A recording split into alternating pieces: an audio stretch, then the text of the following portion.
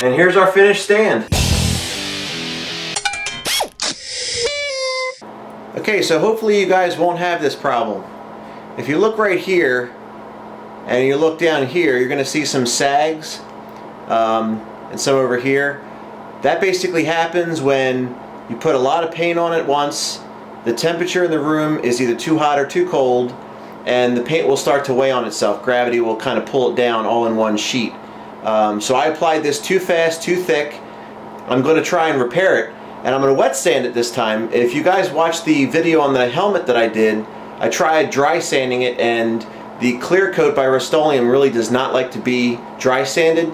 So I've already wet sanded the other side of this, and I had some pretty good luck with it. So in this case, I'm going to wet sand this side so you can see how to repair something like this. Hopefully you won't make the same mistake that I did. And then this will be all smooth hopefully when we're finished. Alright, so good old 3M wet sanding paper. I'm using 600. You can go down to 400. It's a little aggressive. You would even might want to go up to 800. It's really your choice. 600 is a good middle ground. I don't want to take too much paint off. I want to leave some there. I don't want to really go down into the primer if I can avoid it. So I'm just going to go into the clear coat and then into the base coat, and hopefully that will be enough and get it nice and smooth. One trick I'd like to share with you guys, when you're spraying water, I always like to throw 1 or 2 pumps or drops of soap in there and shake it up. It breaks down the surface tension of the water and allows your sanding to go a little more smoothly.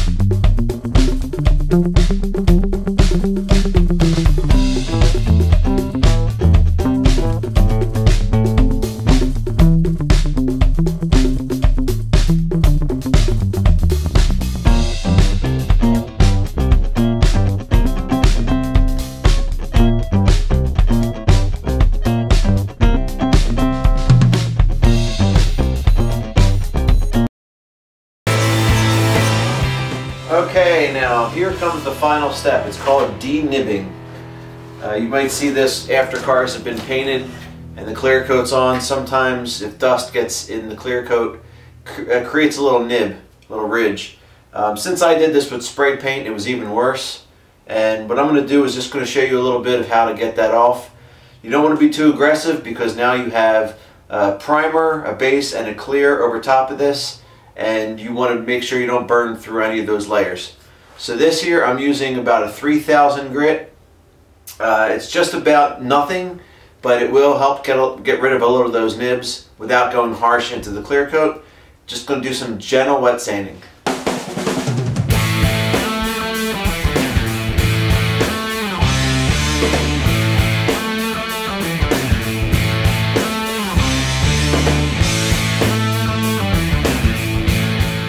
Really going by feel on this one. You'll start off, it's very choppy and you get a lot of resistance, and then once that cools down and it gets a lot smoother, that's kind of where you want to stop.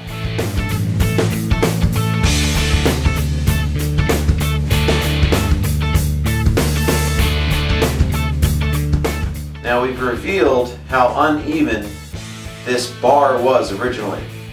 This has a little bit to do with the paint, but a lot to do with the bar. When they extrude these bars, when they go through the rollers, they are not perfect when they come out. So they're not perfectly square, but it usually is good enough to be called square. So if I run my hand between here, these corners are higher than the center. But we're not going to worry about that. We just want to polish this thing up. And in order to do that, we are going to get out our buffer.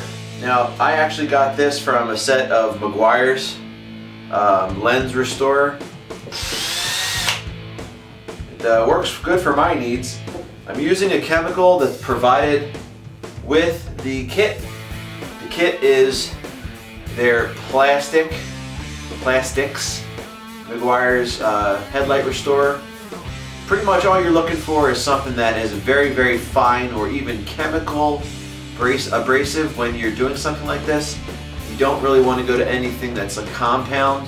We're just looking to get some of the surface overspray off, as well as denib the clear coat to give a nice shine.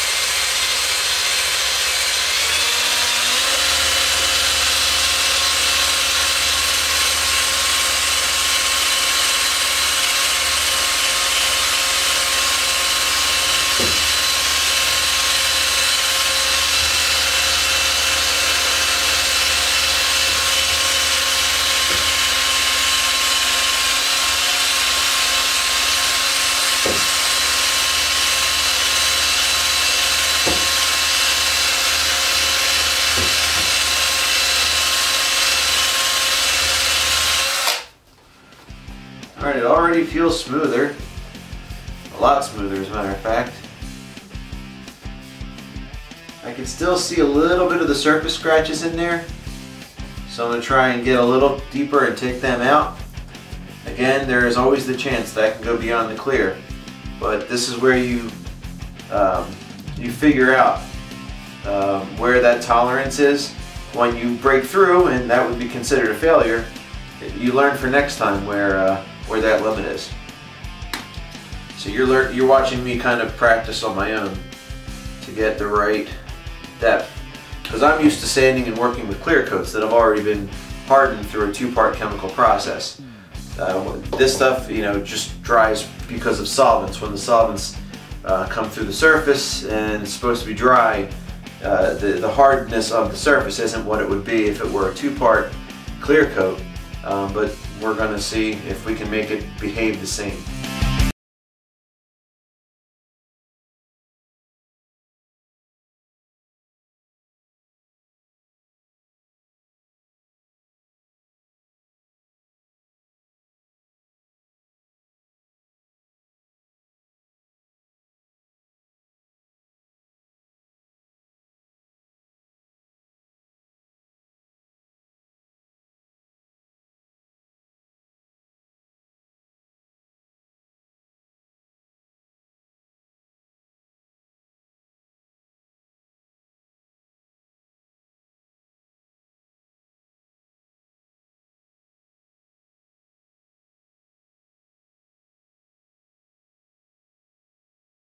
I'm going to do this side, right? Because this is not going to be seen once the center channel is placed on it. I'm going to do this side. I'm going to do it a little more aggressively than I did this one, just to see if I can get better shine. And if I can, without burning through, I might go one more round on this one. But let this be the sacrificial test.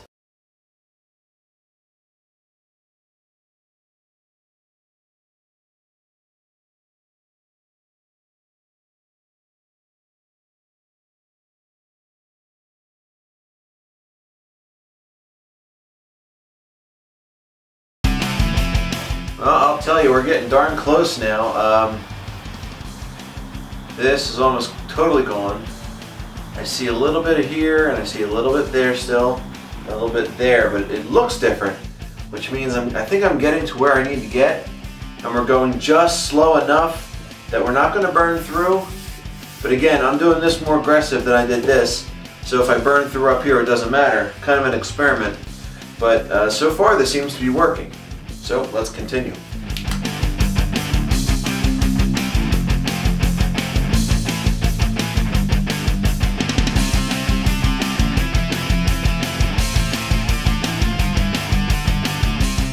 I think I could probably get the same out of this piece and this piece if I continue.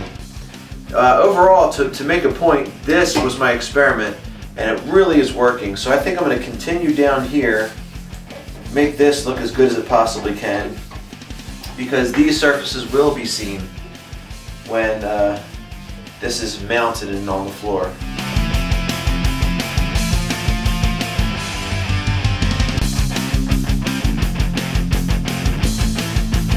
Now this is starting to feel like what a polished surface should feel.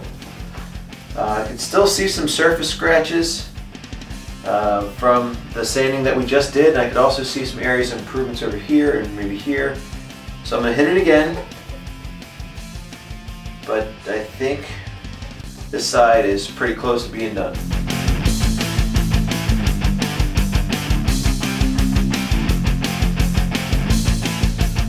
So I think it's safe to say we've restored the glow and the shine back to these.